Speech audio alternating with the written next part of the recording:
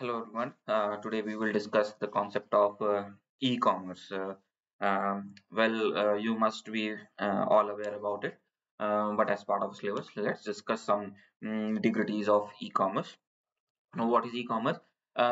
In simplest terms, e-commerce means doing commerce on internet. So when we buy and sell goods and services or transfer funds and data over electronic network, then it is considered as electronic commerce. So the basic characteristics of electronic commerce is जो भी आप खरीदते हैं या बेचते हैं internet के through, चाहे आप डेटा ट्रांसफर करें, फंड ट्रांसफर करें, सेल प्रोडक्ट्स और सर्विसेज को सेल करें या बाय करें, अगर वो आप इंटरनेट के थ्रू कर रहे हैं, that is called as e commerce. इसकी की कैरेक्टरिस्टिक्स क्या है? यूबिक्विटी है, कभी भी कहीं भी आप कर सकते हैं, बस इंटरनेट कनेक्टिविटी होनी चाहिए। इसकी वजह से ग्लोबल रीच मिलती है। सबसे बड़ा एडवांटेज जो कहा जाता है, one of the biggest advantage of electronic commerce, कि आपको पूरे वर्ल्ड में आप कहीं पे भी अप्लाई कर सकते हैं अपने बिजनेस को, और आपके जो कस्टमर्स हैं, आपके जो बायर्स और सेलर्स हैं, they can be anywhere, internet से कनेक्टेड है, दे कैन परचेज थिंग्स और सेल थिंग्स और डू द ट्रांजैक्शन। सो बहुत बड़ा एडवांटेज यही होता है। इंटरैक्टिविटी, आप बिजनेसेस और कस्टमर्स जो हैं वो पर्सनलाइज कम्युनिकेशन कर सकते हैं। इंफॉर्मेशन ट्रांसपेरेंसी और रिड्यूस इंफॉर्मेशन एसिमेट्री, क्योंकि वन टू वन है, चीजें इंटरनेट पे हैं, स्ट्रीमलाइन है, उनकी रिकॉर्डिंग होती है, तो इस तरीके से एक ट्रांसपेरेंसी बनी रहती है। कस्टमाइजेशन, आप हर रिक्वायरमेंट के अकॉर्डिंग वेबसाइट डिजाइन कर सके, ट्रांसफर प्रोडक्ट और सर्विसेज की एप्लीकेशन वेबसाइट ये सब डिजाइन कर सकते हैं। तो as per the requirement of the customer, as per the requirement of the business, आप ये काम कर सकते हैं। सो ई कॉमर्स जो है ये उसकी बेसिक कैरेक्टरिस्टिक्स हैं। कितने टाइप के ई कॉमर्स होते हैं? बेसिकली जो भी हम लोग बिजनेस करते हैं, जिसमें जो उनके ट्रेडिशनल बिज़नेस के तरीके हैं, जो वो ही ई-कॉमर्स में भी चलते हैं। जैसे बिज़नेस टू कंज्यूमर है, बिज़नेस टू बिज़नेस है, कंज्यूमर टू कंज्यूमर है, कंज्यूमर टू बिज़नेस है। बिज़नेस टू कंज्यूमर का मतलब कोई आपका मर्चेंट कंज्यूमर को जब प्रोडक्ट सेल करता है, तो उसे कहते हैं हम business to consumer. So merchant में अमेज़न, फ्लिपकार्ट, मिंत्रा जो हैं, ये बिज़नेस और कंज्यूमर के बीच में हो रहे हैं। बिज़नेस टू बिज़नेस का मतलब है one merchant selling to another merchant. तो जैसे अलीबाबा है, इंडिया मार्ट है, ये लोग one shopkeeper selling to another shopkeeper है, one manufacturer selling to another manufacturer है, या one distributor selling to another distributor. It's like this, business to business selling है। तो जब हम लोग बात करते हैं मेट्रो स्टोर की, तो ये फिजिकल स्टोर की अगर बात करें तो मेट्रो है। मेट्रो क्या है?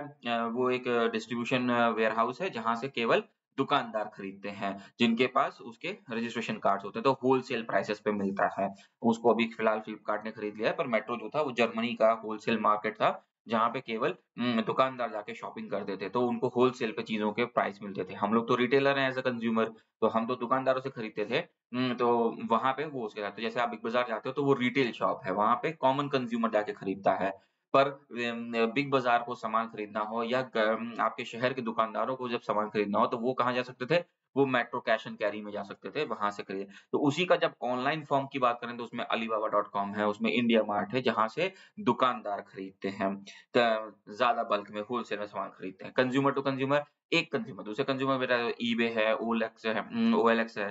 तो ये भी पॉसिबिलिटी बनी किसकी वजह से? ई-कॉमर्स की वजह से, कि हम अपने शहर में हैं, हमको कोई प्रोडक्ट बेचना है किसी दूसरे कंज्यूमर को, तो या तो आप किसी उसका एडवर्टाइज़मेंट निकालिए पेपर में, फिज़िकली मिलिए, फ़ोन नंबर करिए। यहाँ पे आपने एक वेबसाइट बना रखी है, कंज्यूमर्स ही दूसरे कंज्यूमर से आपस में इंटरैक्ट करते हैं। तो यूज्ड प्रोडक्ट्स को आप सेल कर सकते हैं, या आप अपने आप को हाँ, यूज्ड प्रोडक्ट्स को आप सेल कर सकते हैं। एक कंज्यूमर अपना बनाया हुआ प्रोडक्ट, अपनी चीज़ों को दूसरे कंज्यूमर को सेल कर रहा है। वो बिज़नेस को सेल नहीं कर रहा, कंज्यूमर को सेल कर रहा है।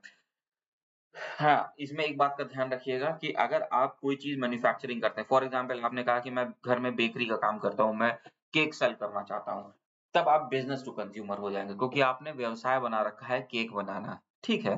पर आपके घर के सामान में से कुछ ऐसा है जिसको अब आप यूज़ नहीं करना चाहते, उसे अगर सेल करते हैं, तभी वो कंज़्यूमर टू कंज़्यूमर कहलाएगा, ठीक है? नेक्स्ट है कंज़्यूमर टू बिज़नेस। कुछ लोग ऐसे हैं जो कंज़्यूमर से बिज़नेस, जैसे एग्ज़ाम्पल है अपवर्क है, फिवर है, यहाँ पे फ्रीलांसिंग के काम होते हैं। मतलब आप अपने घर में बैठे हैं और आप इन कंपनीज़ पे इन वेबसाइट्स पे क्या होता है, दूसरे बिज़नेस हाउसेज़ जो हैं वो अपने वर्क्स को डालते हैं और आप उसका काम करते हैं and you get paid in return. तो आप ये वर्क फ्रॉम होम या फ्रीलांसिंग वर्क जिसे कहते हैं कि आप किसी कंपनी से एसोसिएटेड नहीं है, आप किसी के एम्प्लॉय नहीं है, घर बैठे आपने वेबसाइट पे सर्च किया, अच्छा ये जॉब आया है, आपने उसको करके दिया। अब वो जॉब आपको कोई बिज़नेस हाउस दे सकता है, कोई मैन्युफैक्चरर दे सकता है, कोई कंपनी दे सकती है या कोई इंडिविजुअल भी अपना काम दे सकता है। तो इसको कहते हैं कंज्यूमर टू बिज़नेस, ठीक है? Then comes type of commerce. Type of e-commerce में जो नेक्स्ट आता है वो है government to citizen and mobile commerce. Government to citizen की बात करें तो कुछ ऐसे काम हैं जो गवर्नमेंट करती है, जैसे ई-फाइलिंग ऑफ टैक्सेस है, आधार सर्विसेज है, ये काम है गवर्नमेंट और सिटीज़न्स के बीच में। तो उसमें भी हमने ई-कॉमर्स को यूज़ कर रखा है। तो बहुत सारी ऐसी जितनी भी वेबसाइट्स हैं जो गवर्नमेंट चलाती है जिसमें कंज्यूमर्स अपना इंटरैक्शन करते हैं, कंज्यूमर्स उसमें से कुछ ट्रांज़ैक्शंस करते हैं, चाहे प्रोडक्ट और सर्विसेज को खरीदें, बेचें, उसपे कंप्लेंट फाइल करें, उसमें आधार बनवाएँ, पैन कार्ड बनवाएँ, अपनी इन्फॉर्मेशन डाल के कोई सर्विस गेन करें, they are called part of e-commerce.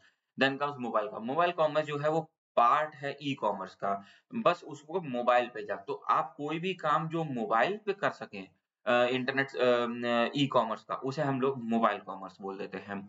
For example mobile banking है, तो आप इंटरनेट बैंकिंग पे इंटरनेट की वेबसाइट पे जाके कर सकते हैं, पर आप मोबाइल ऐप के थ्रू जब वो काम करते हैं, तो उसे हम एम कॉमर्स बोलते हैं। आप Amazon.com की वेबसाइट पे जाके चीज़ों को खरीद खरीद सकते हैं, पर जब आप Amazon.com के ऐप के थ्रू ये काम करते हैं, तो उसे मोबाइल कॉमर्स कह देते हैं। फिर कंपोनेंट्स है ई-कॉमर्स के कौन-कौन से हैं? एक वेबसाइट होनी चाहिए या एप्लीकेशन होना चाहिए मोबाइल अगर एम कॉमर्स की बात करें।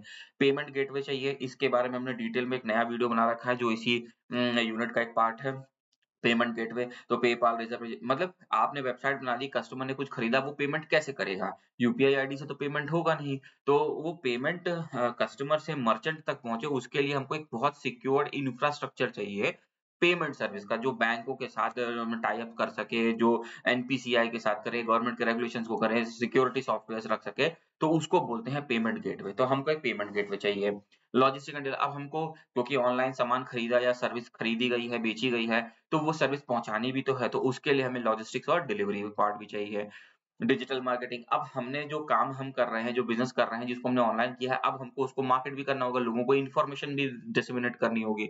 तो हमको वो डिजिटल मार्केटिंग का पार्ट भी चाहिए। तो हम search engine optimisation SEO use करेंगे, एड्स यूज़ करेंगे, सोशल मीडिया के थ्रू अपने उस वेबसाइट, अपने उस बिज़नेस को प्रमोट करेंगे।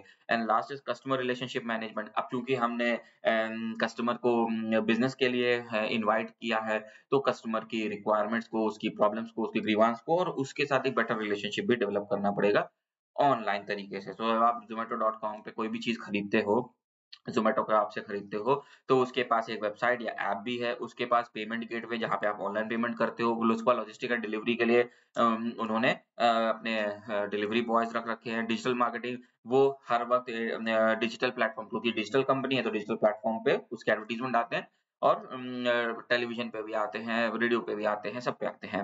तो वो इंटरनेट ट्रैफ़िक की बात करते हैं। फिर आता है कस्टमर रिलेशनशिप, वो आपको पर्सनलाइज़ ईमेल, मैसेजेस भी भेजते रहते हैं कि आज ये ऑफ़र्स हैं, ऐसा है, वैसा है, आपको बर्थडे विश करेंगे और तमाम तरीके के ऑफ़र्स बताएँगे, new year, Diwali, Dussehra wish करेंगे, ईद, होली, दिवाली विश करेंगे।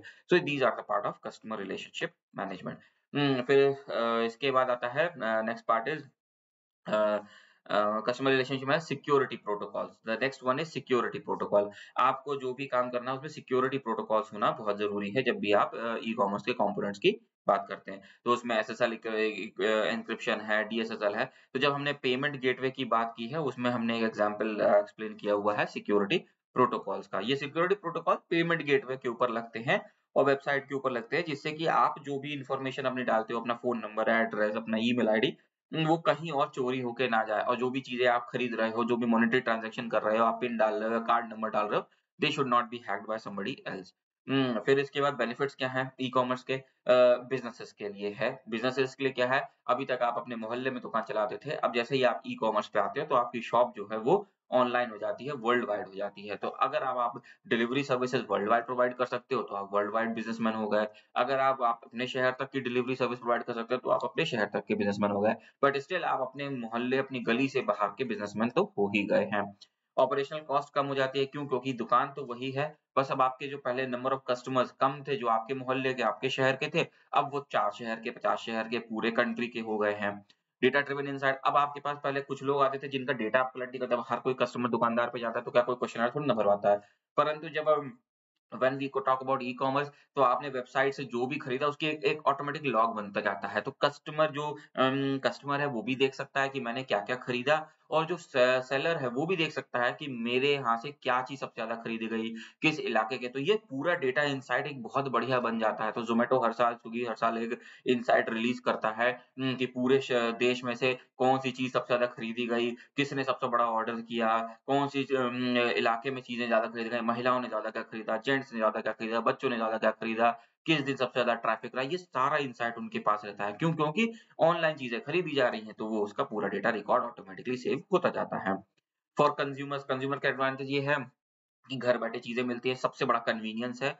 वाइडर वैरायटी ऑफ प्रोडक्ट्स, आपके पास मल्टीपल वेबसाइट्स हैं, तो आपको घर से उठे बिना हर दुकान पे जाने की ज़रूरत नहीं है। आप आराम से तसल्ली से एक-एक करके सारे प्रोडक्ट्स देखते हो, प्राइस कंपैरिज़न करते हो, पूरे डिस्क्रिप्शन पढ़ते हो, जो कि दुकान में जाके करना पॉसिबल नहीं है। लिमिटेड वैरायटी मिलती है दुकान पे जाके, पर when you go for online shopping, आपको मल्टीपल वैरायटी मिलती है, आपके पास पूरे ऑप्शन होते हैं। आप आज खरीदो, कल खरीदो, सुबह खरीदो, शाम खरीदो, आपके पास पूरी आज़ादी होती है। सोसाइटी के लिए है कि इससे डिजिटल लिटरेसी बढ़ती है। भई पहले लोगों को नहीं मालूम था, अब धीरे-धीरे करके सबको मालूम है कि हाँ, ऑनलाइन चीज़ है, इमरजेंसी में काम आ सकती है। तो जैसे क्विक कॉमर्स के ज़ेप्टो आ गया है, ब्लिंकिट आ गया है, बिग बास्केट आ गया है। तो बुजुर्गों के लिए फ़ायदा है कि भई अब घर में कोई है नहीं, सामान कैसे लेके आएँ?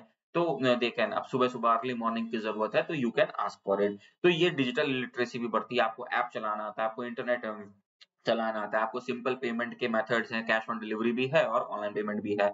एंटरप्रेन्योरशिप बढ़ती है सोसाइटी के लिए, क्योंकि भाई अभी तक जो लोग सोच रहे थे कि यार मैं दुकान खोलूँगा तो चलाऊँगा कैसे? अब ये है कि हाँ, शॉप ओपन करेंगे, वेबसाइट पर रजिस्टर करेंगे और मेरे पास लोगों के कस्टमर्स के ऑर्डर्स आना शुरू हो जाएँगे। So this is how they go for it. So ये एडवांटेजेस हैं। चैलेंजेस क्या है? भाई ई-कॉमर्स है, तो हैकिंग का, फिशिंग का, anything which is on internet, उसके साथ ये हमेशा इश्यूज़ हो ही सकते हैं। लॉजिस्टिक के चलेंगे भाई, टाइमली डिलीवरी करना और सही डिलीवरी करना भी इश्यू है। तो आजकल आप देखते हैं कि लाखों लोगों में से कुछ लोग तो ऐसे होते ही हैं जिनके डिलीवरी पैकेजेज़ में या तो गलत सामान पहुँच जाता है, या पैकेट फटा है, ट्रांसपोर्टेशन में डिले हो गया, ऐसा बहुत पॉसिबल हो जाता है। कस्टमर ट्रस्ट, ई-कॉमर्स की बात है, ना आपने कस्टमर को देखा, ना कस्टमर ने दुकानदार को देखा, तो सही सर्विस सही टाइम पे पहुँचने से ही ट्रस्ट डेवलप होगा। कहीं भी सर्विस में लैग हो गया, कहीं भी सर्विस फेलियर हो गया, वो ट्रस्ट का प्रॉब्लम आ जाता है। तो जैसे ज़ोमैटो को गाली पड़ती है, जबकि ज़ोमैटो की कोई गलती नहीं है, ज़ोमैटो सिर्फ़ एक बीच का इंटरमीडियरी है। अब डिलीवरी बॉय ने कुछ गलत कर दिया, या रेस्टोरेंट वाले ने खाना गलत बना दिया, या डिलीवरी बॉय को खाना उसने गलत ऑर्डर पैक करके दे दिया, तो कस्टमर गाली किसको देता है? ज़ोमैटो को देता है। जबकि ज़ोमैटो की इसमें कोई गलती नहीं है, ज़ोमैटो का काम है कि भाई मैंने वेबसाइट बनाई है, मैंने रेस्टोरेंट ओनर्स को और उनको काम दिलवाया है, और बीच में जो हमारे डिलीवरी बॉयज़ हैं, उन्हें काम दिलाया है। अब डिलीवरी बॉय अपना काम ठीक से करे, रेस्टोरेंट ओनर अपना काम ठीक से करे, तो पूरी सर्विस सही से रहेगी। पर अगर इनमें से कोई भी गड़बड़ी करता है, गाली कौन खाता है? ज़ोमैटो खाता है। क्योंकि कस्टमर के सामने ना तो दुकानदार बैठा है, ना कस्टमर के सामने डिलीवरी बॉय बैठा है। तो उसको क्या दिखता है? ज़ोमैटो की कंपनी का एक ग्रीवांस बॉक्स दिखता है, वो वहाँ जाके परेशानी होके लिखने लगता है कि नेक्स्ट टाइम से हम ऑर्डर नहीं करेंगे। तो ये भी कुछ इश्यूज़ आ जाते हैं। And last is digital divide, rural और रिमोट एरियाज़ में जहाँ पे अभी इंटरनेट नहीं पहुँचा है, जहाँ के लोग अभी कंप्यूटर चलाना, इंटरनेट चलाना या मोबाइल पेमेंट्स करना नहीं सीखे हैं, वो पिछड़ जाते हैं, बाकी लोग आगे चले जाते हैं ये, क्योंकि उनको कॉमन ज़िंदगी में तो चीज़ें खरीदना और बेचना आता है पैसे के थ्रू डायरेक्ट सामने, पर इंटरनेट अगर उनके यहाँ नहीं पहुँचा है, या उन्हें कंप्यूटर की फैसिलिटी नहीं है, कंप्यूटर वो चलाना नहीं जानते, इंटरनेट नहीं है, बिजली की प्रॉब्लम है, तो वो रूरल और रिमोट एरियाज़ में दिक्कत हो सकती है। Last is regulatory compliance, taxation law और डेटा प्रोटेक्शन के लिए भी अलग-अलग गवर्नमेंट्स को रूल्स और रेगुलेशंस बनाने पड़ते हैं, जिससे कि कस्टमर्स के साथ कोई फ्रॉड ना हो सके। कंपनियों के भी प्रोटेक्शन हो सके कि उन पे भी कोई गलत तरीके से लीगल केसेस ना कर सके। तो ये रेगुलेटरी कंप्लायंस भी बनाने होते हैं। लास्ट में है कि क्या इमर्जिंग ट्रेंड्स हैं, वॉइस कॉमर्स है, आप वॉइस के थ्रू वॉइस असिस्टेंट्स के थ्रू भी शॉपिंग कर सकते हैं। देन कम्स ऑगमेंटेड रियलिटी, आप वर्चुअली कर क्लोथिंग, फर्नीचर इसको ट्राई कर सकते हैं। फॉर एग्जांपल लेंसकार्ट.कॉम ने किया है कि उसकी वेबसाइट पे आप बैठिए, अपने मोबाइल फ़ोन का कैमरा ऑन कीजिए, और आप कोई भी फ्रेम अपने चेहरे पे लगा के टेस्ट कर सकते हैं। तो वर्चुअली आप चेक कर सकते हैं कि ये फ्रेम मेरे शक्ल पे अच्छा लगेगा कि नहीं। सिमिलरली IKEA ने किया है कि उसके स्टोर पे आप मोबाइल फ़ोन लेके जाइए, उनका ऐप डाउनलोड करिए, और जो भी आपने फर्नीचर लिया है, वो आपके घर में फिट बैठेगा या नहीं, वो उनके ऐप के थ्रू आप अपने घर में देख सकते हैं। तो आपको पता चल जाएगा कि ये सोफ़ा मेरे यहाँ ठीक बैठेगा कि नहीं, ये कबर्ड मेरे यहाँ ठीक लगेगा कि नहीं, ये बेड ठीक लगेगा कि नहीं। So you can do this. So ये this is augmented reality which has been made possible by the help of e-commerce. Subscription models आ गए हैं। तो नेटफ्लिक्स है, मिल्क ईट्स है, आप इसके सब्सक्रिप्शन मॉडल्स ले सकते हैं। मतलब आपको एनुअल या मंथली तो आपको कुछ डिस्काउंट मिल जाता है। सोशल कॉमर्स है, इंस्टाग्राम, फेसबुक, ये सब भी आप इंस्टाग्राम, फेसबुक पे केवल सोशल मीडिया का काम नहीं कर रहा है। अब आप क्या है, फेसबुक पे भी अपनी शॉप चला रहे हैं, उसमें भी एक टैग बटन लगा देते हैं यहाँ पे बाय नाउ परचेज़ नाउ। तो इंस्टाग्राम तो पूरा सेलिंग के काम आता है, फेसबुक आता है, स्नैपचैट आता है। तो इसके अंदर आप केवल सोशल मीडिया में दूसरों की फ़ोटो ही नहीं देखते हो, आप अपने ब्रांडिंग को भी कर सकते हो, आप अपना भी बिज़नेस उसके थ्रू चला सकते हो और वहाँ पे बाय नाउ का ऑप्शन देके आप वहाँ से सोशल कॉमर्स भी कर सकते हो। मतलब ये नहीं है कि उसके लिए आपको amazon.com पे या flipkart.com पे ही आना पड़ेगा। आप इंस्टाग्राम के थ्रू भी अपनी सेलिंग का काम कर सकते हो। बहुत सारे बिज़नेसेस इस तरीके से चलते हैं। सस्टेनेबिलिटी है, ई-कॉमर्स है, तो green delivery method, eco packaging, ये भी आगने वाले ट्रेंड्स में है कि अभी तक जैसे amazon.com ने किया कि अभी तक वो पैकेट सारे जो थे, जो भी पार्सल भेजते थे, वो प्लास्टिक की शीट्स में रैप्ड होते थे। अब उन्होंने उसको ब्राउन कलर के कार्डबोर्ड पेपर में करना शुरू किया। So they have changed. So these are the future trends of e-commerce.